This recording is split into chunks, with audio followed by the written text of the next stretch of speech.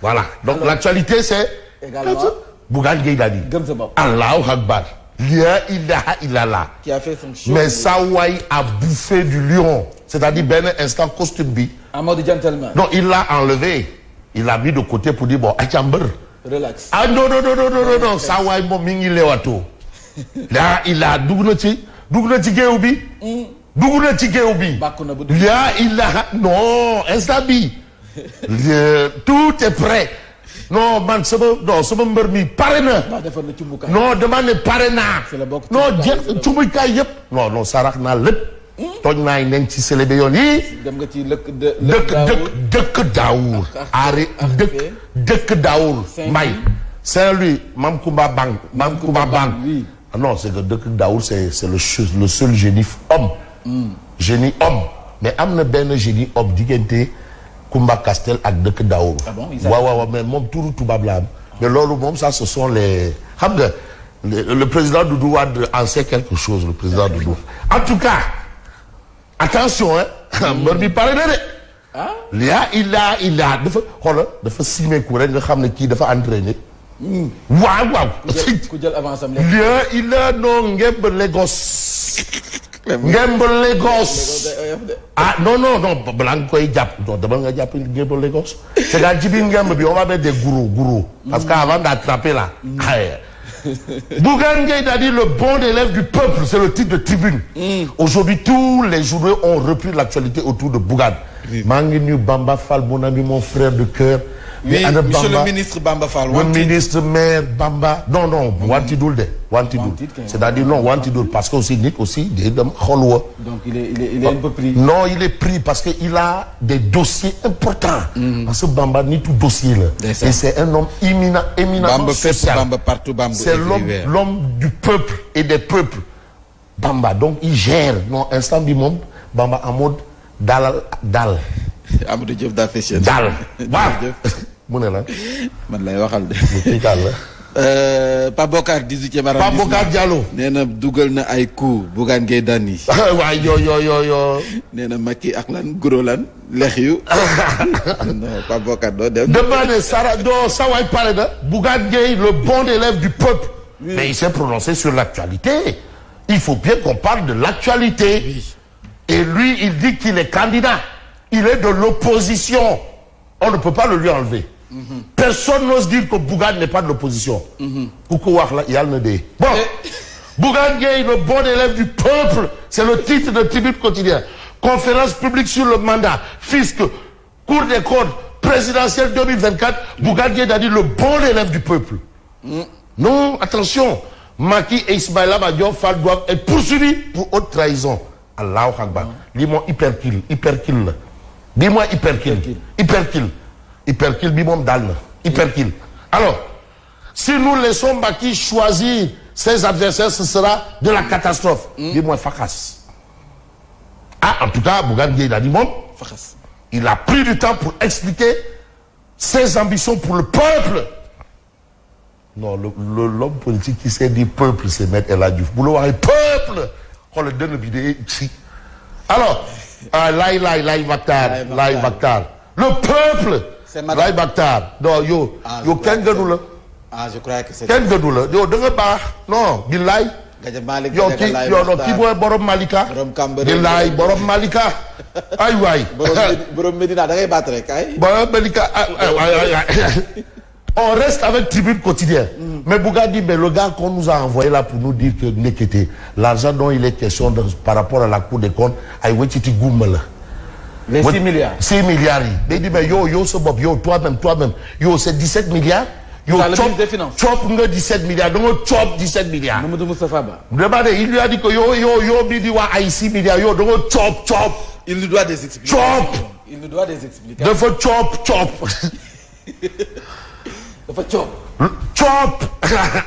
De faut chop 17 milliards chop. Wow. Le ministre des Finances épinglé aussi. Mamadou Moustapha Ba a épuisé un montant de 17 milliards. 17 milliards. On y a fini, on a pas de 6 milliards. Pas de 6 milliards. De faut chop 17 milliards. Donc, c'est pas moi qui l'ai dit là. C'est le quotidien. Non, c'est Bougane Gueye. Ah, c'est Bougane Gueye qui donne l'info. qui dit que non, Waïdi, qui a dit que non, l'argent là, Wachiti Goumbele. Mon petit papa, de faut chop 17 milliards. Et il parle de 6 milliards. Bref, donc on va peut-être voir de l'actualité. Mais pourquoi le doyen des juges n'a pas auditionné Maître Dior Diagne dans l'affaire Suite Beauté? Pourquoi le doyen des juges n'a pas auditionné Maître Dior Diagne? Les explications, vous les avez dans la tribune. Parce qu'en réalité, il y en a amené outil. On a dit à Adji Sarr, est-ce que tu connais Maître Dior Diagne? Mu ne na xaw ma ko. Kooku dafa xees wala dafa ñuul wala est-ce que puune la xaw ma ko. Voilà, on a demandé à tout le monde, mais toi, tu as... Non. Oui, mais Adji Sarr a résidé chez Maître Dior Diagne pendant 15 jours. Maître Dior Diagne, man, Adji Sarr, kuy kooku? Les boulons ou le serré ou le qui? Voilà. En tout cas, ça, c'est les explications de Tribune. Mais Tribune d'indiquer à son tour Mimi Touré mise en cause dans un rapport de l'IGE. Reddition ou règlement de compte. Ah, Mimi Touré, borom créé ngok. Borom IGE. Borom créé, Mimi Touré. Borom créé là. Borom traque de bien mal acquis. Mal que wax. Légui maintenant, IGE mouna yo aussi, il y a quelque chose. Mais on va prendre la chose qui pourra peut-être attirer notre attention. C'est le titre de Walf Quotidien. Walf Quotidien parle de rassemblement ce vendredi à la place de la Nation. Ce sera de gré ou de force. À la place de la Nation. Jack Bauer! Jack Bauer! Rassemblement ce vendredi à la place de la Nation. Ce sera de gré ou de force. Jack Bauer! Ah bon? De gré ou de force? Jack Bauer. Voilà. C'est là, hein. Sonko avertit, s'il aspire à nous liquider, Macky nous trouvera sur son chemin. Aïda Mbodj, la lionne qui rugit bien même. Nous avons les armes pour faire tomber ce régime. C'est que Aïda Mbodj, Macky, de femmes founues, non, Boubar. Demandez, réélection ou Ablaye Wade, c'était les deux piliers, Aïda Mbodj et Macky. Ils se connaissent. Moi, je dis, yo là, man, Aïda. Aïda, Boubambey. Aïda, surtout, Walo. Bon, leader de Gomsobo, Bougane se lâche. Personne ne doit utiliser la justice pour fragiliser un adversaire politique. Toui, je n'ai jamais rencontré Adji Sarr. Toui, Macky essaie, mais il ne peut pas. Les comptes de D-Média restent bloqués. Bon. Tu vas dire que qui doit... Les comptes de D-Média restent bloqués. Et c'est lui qui se démène. Ah, qui essaye de monter, descendre, qui ne dort pas. Quand tu le vois fatigué, avec les cernes, tout. Vraiment. Les comptes de D-Média encore bloqués. Et maintenant, c'est plus grave. C'est-à-dire, ceux qui ont bloqué là, ils demandent maintenant aux partenaires de D-Média, vous nous payez directement. Ah bon? Ah non, ne versez plus dans le compte bloqué là. Donnez-nous ça directement. Comme ça. Mal quoi? Surtout les téléphonies là. Vous nous payez ça directement. Direct là-bas. Est-ce qu'ils ont ce droit? Ah! Parce que le contrat, c'est entre le partenaire et le groupe. Bonjour Yacine. Bon, vous avez Sud Quotidien qui nous dit que oui, Sud Quotidien. Alors oui, Asra lui prend le relais. Mais le relais, on va peut-être s'intéresser à Source A. Réunion des femmes de l'APR samedi prochain au Grand Théâtre pour obliger Macky Sall à briguer une troisième candidature. Avertissement sans frais. Mais vous avez enquête sur l'utilisation des fonds sociaux du Conseil économique, social et environnemental. Opacité totale. Ça, ce sont les informations à lire, bien entendu, dans Source A. Et puis, accusé de détournement de 2 milliards de francs CFA du Conseil économique, social et environnemental, Mimi demande une audition publique collective avec Aminata Tall et Idrissa Seck. Voilà. Donc, on a ça. Mais ce que nous livre l'Observateur, l'Obs est cousu de fil blanc, ça gravite autour justement des audits et règlements de compte. Instrument IGE, instrument de G, guerre contre les ex-alliés. C'est comme ça qu'on considère l'IGE. Et vous avez un peu la une de l'Observateur, l'Obs. Vous avez Ndamal Kadior, Khalifa Ababakar Sall et aujourd'hui Mimi Touré. Après Idrissa Seck et Khalifa Sall, Mimi Touré en route vers l'échafaud nous livre, bien entendu, l'Observateur, l'Obs, que nous dit Libération. Le tribunal expulse la SICAP et ordonne la démolition des constructions. Ça, c'est compliqué. Ah oui, c'est à Bambilor. Projet de 100 000 logements et villes nouvelles hypothéquées. Qu'est-ce qui s'est passé? Ah, il faut acheter Libération pour comprendre.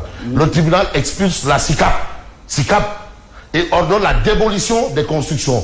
Mais vous avez aussi dans Libération Ali Ndoye, maire de Dakar Plateau, qui considèrent que Barthélémy Diaz, le budget de la mairie, là, il va en faire un budget pour la Bamboula. La Bamboula. Est-ce que Barthélémy Diaz fait partie aussi des Kepekatukes? En tout cas, on va dire à Bart, si c'est le cas, Mamadou Fofana est là. Fofana est là. Ah, Kokoui, Fofana est là. Tous les Kepekatukes là, et les Adou Kalpé d'État là, Fofana est là. Les voleurs de la République, Fofana est là. Fof. On dit Fof Chop, attaque. Il est là. Fofana est là. Tout ce qui. Il est là. Bon, le budget de 2023 de la ville de Dakar réserve 31% à l'investissement. Alors pour Aliou Ndoye, c'est juste pour entretenir sa cour, sa clientèle politique, la clientèle politique du maire, et voilà la situation. Et cette situation, on peut la lire dans quel journal? Vous avez d'autres journaux qui en parlent, hein? L'As quotidien. Alors l'As quotidien révèle que Aliou Ndoye, Titi Bak, contestation du budget 2023, critique sur les dépenses et les recettes de la ville de Dakar. Vous avez aussi l'autre information de l'As. Yehui Askabi lance l'offensive contre le régime. Et c'est à plein régime que Enquête quotidienne retient l'ouverture d'un autre front. L'autre front, c'est Ndoye Marème, Bart, et Barthélémy Diaz. Voilà un autre front. Parce qu'à l'époque, c'était un peu Ndoye Marème Ndoye. Et soit Wardini autour de... Des chantiers ou bien? Autour de Sandaga. Ah, ok. Et maintenant, là, c'est Ndoye. La réhabilitation. Pour l'argent, Khalis. Khaliso. Les deux ont... en fait, le socialiste et l'ancien socialiste. C'est des socialistes. Toujours des socialistes. C'est-à-dire, lui... Bat se réclame toujours socialiste. Non, mais il sera toujours... Les Bamba Fall, c'est des socialistes. Ils ne sont pas autre chose. Billah et moi, je ne serais pas surpris de voir Bamba Fall maire de Dakar. Là, je ne serais pas surpris de voir... Je ne serais pas surpris de le voir là, maire de Dakar. Parce que ça commence. Ça commence, ouverture d'un autre front. C'est-à-dire, Ndoye accuse Bart de vouloir faire le Alalou Bolo. Un Alalou Golo. Voilà. C'est que Alalou Bolo, c'est pas du Alalou Golo. Et aujourd'hui, ouverture d'un autre front. Le ministre de l'Environnement réclame un autre vote du budget. Le maire de Dakar Plateau parle de gabegie et de gestion d'une clientèle politique. Voilà un peu la situation que nous avons. Donc la mairie de Dakar qui est une institution. En réalité, si on parle de mairie, voilà, c'est Dakar. Les autres là, c'est juste cœur direct. Mais la mairie, c'est Dakar, qui est une institution. Donc vous allez voir un peu ce que ça veut dire. Donc ouverture de notre front. Mais on peut s'intéresser à Direct News. Pape Alenia, pour sa liberté, accepte de se taire. Oui. Ça fait partie de vos titres. Oui. Il accepte de se taire, de ne plus parler de police, de gendarmerie, commandement territorial, tout. Maintenant, il se tait et il va laisser le dossier avancer. Tout nice, cool, fine. Et puis vous avez aussi l'autre actualité, c'est la situation des enseignants. Mais on l'oublie. Les enseignants, violence en milieu scolaire, enseignants. Le meurtrier présumé de l'enseignant Ndiafat, arrêté. Les enseignants, eux aussi, ils se plaignent. Ils sont fatigués. Mais que dire du titre de 24 heures? Gouvernement d'Amadouba, la descente aux enfers. C'est-à-dire le gouvernement est né, il est déjà presque... C'est déjà un gouvernement d'Emsial. À peine il est d'Emsial. Donc, un gouvernement mordé. Non, mais gouvernement de combat. De combattre. Mais non, un gouvernement. Mais nous, on veut des solutions, on parle de combat. Quel combat? Bon, gouvernement d'Amadouba, la descente aux enfers, oui. La CAP maintient la lutte à faire du patron de Dakar, Pape Alidjan. Bougangé, le président Macky Sall et Ismaïla Madior Fall doivent être poursuivis pour haute trahison. Mais vous avez opinion d'Emba Ndiaye, l'armée mexicaine du 3e mandat. Demba Ndiaye. Vous connaissez Demba Ndiaye? Non. Ah oui, ça c'était les grandes plumes de Sud. Demba Ndiaye trotskiste. Demba Ndiaye. Non, attends. Quand on a le retour de ces gens-là dans la presse, il faut saluer. Hein. Les doyens. Demba Ndiaye. Ah non, ça c'est des doyens, ça. Il note l'armée mexicaine du 3e mandat. De quel côté? Du côté du pouvoir ou de l'opposition? De l'opposition. En tout cas, il faut lire parce que je conseille de lire Demba Ndiaye. C'est très très important parce que ces gens-là, des gens comme les Demba Ndiaye, il faut les lire pour bien comprendre l'actualité en profondeur. Et je vais peut-être terminer avec Oumar Diakité parce que tantôt, le journal 24 parlait de descente aux enfers du gouvernement Amadouba. Et vous avez cette image de cette rencontre Moundiaï Sissé là, tu as vu Moundiaï Sissé? Il est là avec, tu vois, Moundiaï. Tu sais, Moundiaï, poivre sel, c'est poivre sel à ma fille. Tu as vu Moundiaï? Voilà, Biraïm Sek est là, Biraïm Sek. Ismaïla Madior Fall, lui dit que non, moi je suis pas là. Il n'est jamais là. Il n'est jamais là. Non. Alioune, so boy Sadi. Et Aminata Touré. Voilà. Qui frappe à la porte. C'est pas drôle du tout. Lumière sur la gestion des 1000 milliards du fonds Covid, là. Tout le monde se met à rire. Il dit, mais Maïdé Am. Seydi Gassama. Ah ouais, Seydi Gassama. Ouais. Justice ferme. Voilà, il dit.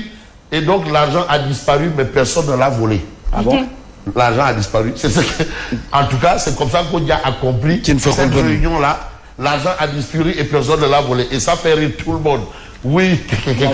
Voilà. Mais Maïdé Am, pour décrisper l'ambiance. Voilà. Donc voilà la situation. Il est venu pour décrisper l'ambiance. Et voilà un peu ce que nous avons. Et c'est la lecture, bien entendu, de Odia qui nous dit un peu dans quel pot se situe aujourd'hui, hein, bien entendu, qui, mais Bougane Gueye Dany, qui a fait une conférence de presse et que je vous laisse découvrir parce que la question était autour de Sonko. Est-ce qu'il peut aller derrière Sonko? Chimère, est-ce qu'il sera derrière Sonko? Mais non, c'est juste une question. mun naa topp ci ginnaawam comme moom mun na topp sama ginnaaw te man li ma jàpp mooy incha allah bu ñu demee 2024. incha allah danañu topp sama ginnaaw. Un jour man nga topp ci gannaaw Sonko. Mais non, c'est juste une question. mun naa topp ci ginnaawam comme moom mun na topp sama ginnaaw te man li ma jàpp mooy incha allah bu ñu demee 2024. incha allah danañu topp sama ginnaaw. Un jour man nga topp ci gannaaw Sonko. Échange entre Maodo Faye et Bougane Gueye Dany. À bon entendeur, salut, bonne continuation.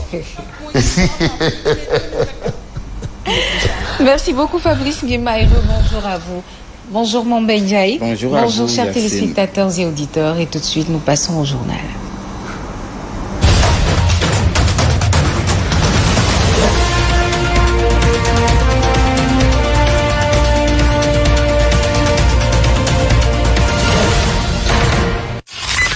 Voici Trafic News. Bonjour Papalé. Abadiata, Yacine, ça va? Bonjour Abadiata, comment allez-vous? Oui, ça va, bonjour Yacine et bonjour à tout le monde. Très bien, où est-ce que vous êtes? Voilà, merci Yacine. L'actualité du trafic urbain sur Zik FM et sur la Sen TV. Nous sommes passés par la nationale, du côté des ronds-points Zakbaou. Là-bas, pas trop de